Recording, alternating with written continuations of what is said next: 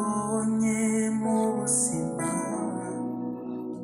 bw'ubwiza kandi bwiyongeranya, ibyiza byose byayobotse inzira zanjye. Nimanye nawe mu buzima kuko wampaye kugira kamere yawe. Ibyanjye byose bikomora muri wowe, natangiye ubuzima bushya nyuma y'umusaraba. Ibyanjye byose bikomora muri wowe, natangiye ubuzima bushya nyuma y'umusaraba.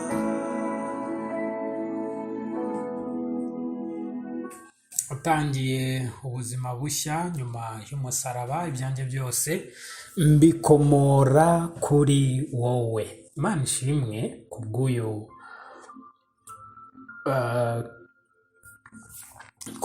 mugisha, kubw'ubu buntu, kubw'iki kintu cyabaye, ko byose tubikomora kuri we, bishingiye ku buzima bwa nyuma y'umusaraba. Kubera iki?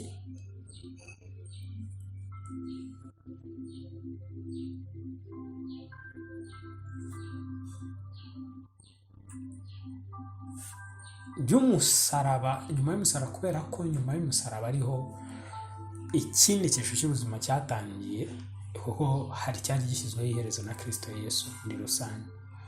Imana ishimwe cyane.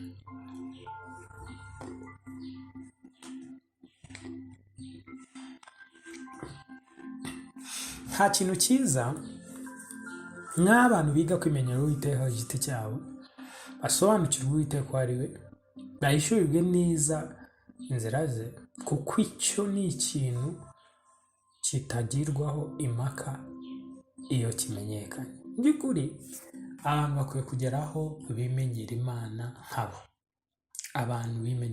So ni muri uru rwego intego y'icyo turi kuvuga, turavuga uburyo umenya Imana ukamenya inzira zayo. Mu by'ukuri niyo ntego, utaba imbata uwo ari we wese, ariko kandi ntube imbata y'icyo ari cyo cyose, yewe hakaba n'ibitekerezo byawe ubwawe, ahubwo ukamenya Imana n'uburyo inzira zayo ziteye. Nk'iyo urebye mu Ngoma za Kabiri igice cya mbere umurongo wa 7 baravuga ngo mu ijoro ry'uwo munsi Imana ibonekera Salomo, iramubwira iti nsaba icyo ushaka nkiguhe. Salomo asubiza Uwiteka ati wagiriye data Dawidi imbabazi nyinshi, ungira umwami mu cyimbo cye. None Uwiteka Imana, isezerano wasezeranije data Dawidi rikomezwe, kuko ungize umwami w'abantu bangana n'umukungugu w'isi ubwinshi. Buriya rero iyo Salomo avuze ngo wangize umwami ungana n'umukungugu w'abantu bangana n'umukungugu w'isi ubwinshi, deja birakwerekana imitekerereze ya Salomo yari yagutse kurenza igihugu gito cya Israel, ahubwo ari kubona isi yose. Uyu munsi wa none turamuvuga, kandi Salomo arazwi ku rwego rw'isi yose icyamamare, kubera ko imyumvire ye yakubitaga ku isi yose. Kuri ibi bintu nanone niko bikora inzira z'Uwiteka. Urumva nk'uko Imana yabwiye Aburahamu, inabwira iti abura amaso yawe aho akarukira niho ngo afungura amaso yabona isi, yegurirwa isi yose. So burya iki ni kimwe mu bintu bitangaje, aho amaso yawe agarukira aho ubona niko biba bizangana, nawe niko niba uzagarukira. Iyo urebye rero umurongo wa 10 uravuga ngo nuko rero none ndagusaba kumpa ubwenge n'ubuhanga, kugira ngo ntambagire igihugu cyanjye, niyereka abantu. Ninde wabasha gucira imanza abantu bawe bangana batyo? Imana ibwira Salomo iti koko, kuko ibyari biri mu mutima wawe, ntiwisabira ubutunzi cyangwa ibintu cyangwa icyubahiro, cyangwa ngo abakwanga bapfe cyangwa kurama, ahubwo ukisabira ubwenge n'ubuhanga ngo umenye gucira abantu banjye imanza, abo nakwimikiye. Ubwenge n'ubuhanga urabihawe, kandi nzaguha n'ubutunzi n'ibintu n'icyubahiro bitigeze kubonwa n'umwami n'umwe wo mu bakubanjirije, kandi no mu bazagukurikira ntawe uzagira ibihwanye n'ibyawe. Tugarutse ku murongo wa 11, Uwiteka abwira Salomo ikintu gikomeye, amubwira ngo Salomo, kuko ibyo ari byo biri mu mutima wawe, ntiwisabire ubutunzi cyangwa ibintu cyangwa icyubahiro. Nari ngiye kwerekana nanone ubundi buryo umenya inzira z'Uwiteka. Buriya abantu benshi duhagurukira mu kuvuga, kuko twahawe ubushobozi bwo kuvuga, ushobora kuvuga. Ariko biragaragara ko niba hari ikintu Imana itahura cyangwa Imana yumva cyane, ni ikintu kiri kuvuga n'umutima wawe. Akanwa kawe gashobora kuba kavuga kimwe, umutima wawe uri kuvuga ikindi. Nicyo gituma iyo uri kwiga mu migani havuga ngo uko umuntu atekereza umutima we niko ari. Kuko iyo usomye umurongo ukurikira uvuga yuko ngo wenda ashobora kubwira ibi ariko mu mutima we atari ko biri, donc bifite uko habivuga, ni guparaphrase. Icyo nshaka ko ubona nanone muri za nzira z'Uwiteka, utangira kumenya ko Uwiteka ari Uwiteka w'imitima. Ni Imana ireba kandi ikunda imitima. Imana itega amatwi imitima kurusha ibivugwa hejuru, kuko ibivugwa hejuru ntabwo ari ukuri rwose. Ikiri mu mutima nicyo gifatwa nk'ukuri. Nicyo gituma umutima wawe ushobora kuba wuzuye ubwoba, akanwa kawe kavuga ko ukomeye, ariko icyo uri kuvugisha umutima nicyo kizagira ingaruka zikomeye cyane kurusha icyo uri kuvugisha akanwa. Mbega akanwa ntacyo kamara iyo umutima utagashyigikiye. Umutima ni ikintu gikomeye, reka tukite uruganda n'icyicaro gikuru cy'ibitekerezo, aho biva imyumvire, imitekerereze, ibiva n'imikorere. Nusoma rero muri uyu murongo n'ubundi utuzana muri iyo myumvire, uratubwira ngo Imana ibwira Salomo iti, kuko ibyo ari byo biri mu mutima wawe, ntiwisabire ubutunzi cyangwa ibintu cyangwa icyubahiro, cyangwa ngo abakwanga bapfe. So niba ubibona aravuze ngo kuko ibyo ari byo biri mu mutima wawe, ntabwo avuga ngo kuko ibyo ari byo uvuze, aravuga ngo kuko ibyo ari byo biri mu mutima wawe. So we mu by'ukuri yari abivuze. Ari Uwiteka arebye ibyo avuze, areba n'ibiri mu mutima, wagiye kumusubiza akurikije ibiri mu mutima bimwuzuye. Murabyibuka ko Salomo kandi ibi bintu yabyigishijwe na se akiriho, yamubwiye gushakisha ubwenge, ko icyo kintu ari cyo cy'ingenzi. Arabitubwira mu migani mu gice cya 4, inkuru turayibona y'uburyo Salomo yabibwiwe akiri muto. Imana ibwira Salomo iti, kuko ibyo ari byo biri mu mutima wawe, ntiwisabire ubutunzi cyangwa ibintu cyangwa icyubahiro.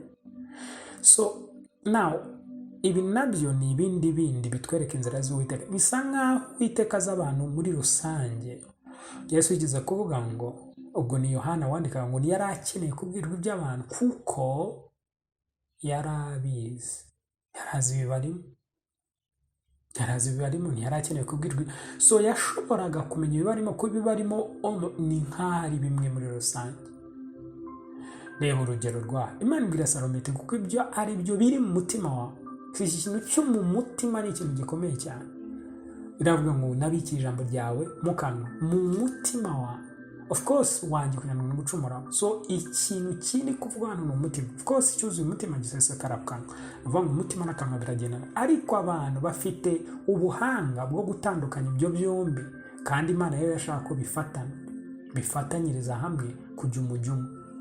Ubuhanga bw'abantu nuko imitima yuzuye ibindi, akanwa kavuga ibi. Uwo muntu rero aba ameze nk'inzoka yiruma ubwayo, nta kintu na kimwe rwose aba azageraho uretse kwihinyura no kwirimbura ubwe. Imana ibwira Salomo iti, kuko ibyo ari byo biri mu mutima wawe, ntiwisabire ubutunzi cyangwa ibintu cyangwa icyubahiro. So now hari ibintu bizwi bisabwa n'abantu, kandi Imana hano yagaragaje ko abantu ari abapfapfa kurebya aho bahagurukira basaba biranaciriritse, kubera ko hari bimwe bimira ibindi. Urugero hano aravuga ngo ntiwisabire ubutunzi cyangwa ibintu cyangwa icyubahiro.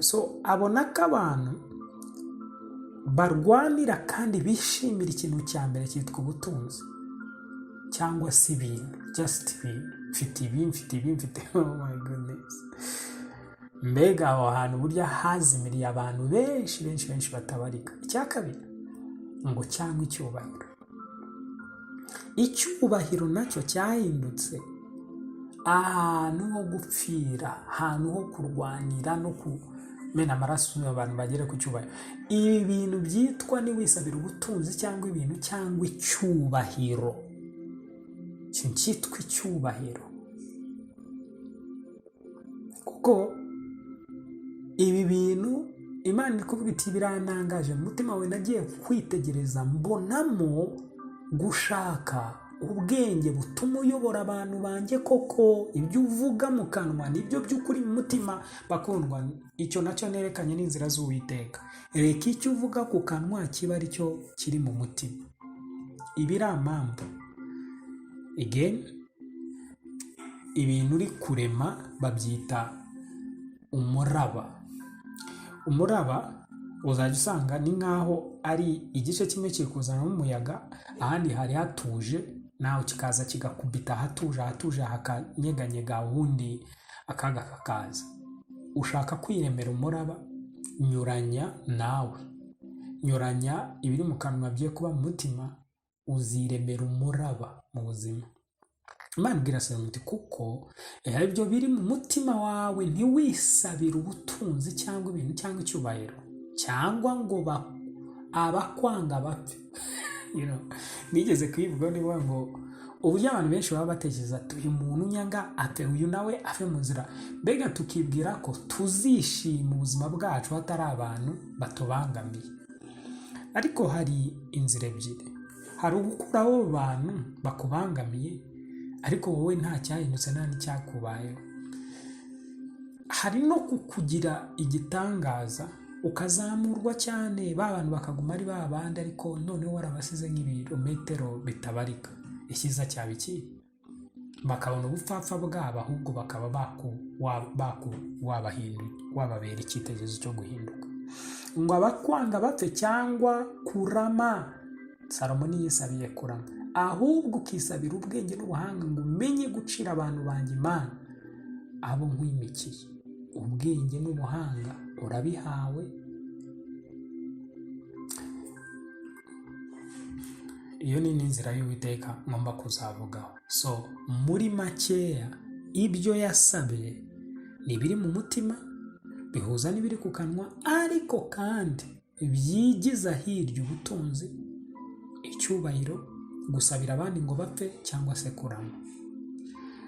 Ibyo bintu bine mvuze muzabibone bizingiye mu masengesho y'abantu. Ariko ibyo byose ni uko batigeze bafashwa kumenya hakiri kare icy'ingenzi kiruta ibindi ni ikihe. Kuko tubona ko iki kimwe cyari icy'ingenzi, bya bindi byose biza bikurikiye iki kintu cy'ingenzi. Yego,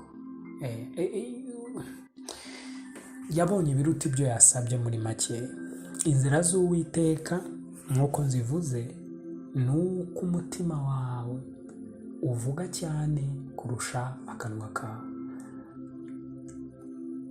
Ariko bibaye byiza ni uko akanwa kemeranya n'umutima, aho uzaba wishyize mu mwanya mwiza w'intsinzi. Ubwo kandi bari kutwereka ngo ubundi buryo bwo kugira ngo ibintu bigende neza, huza ibitekerezo n'ibiri mu kanwa, bihuza umutima n'ibiri mu kanwa, uba uvuga rumwe nawe, uzajya ubona ibintu biba. Ibyo bintu bizaba, kubera ko iryo naryo ni ibanga. Shalom shalom.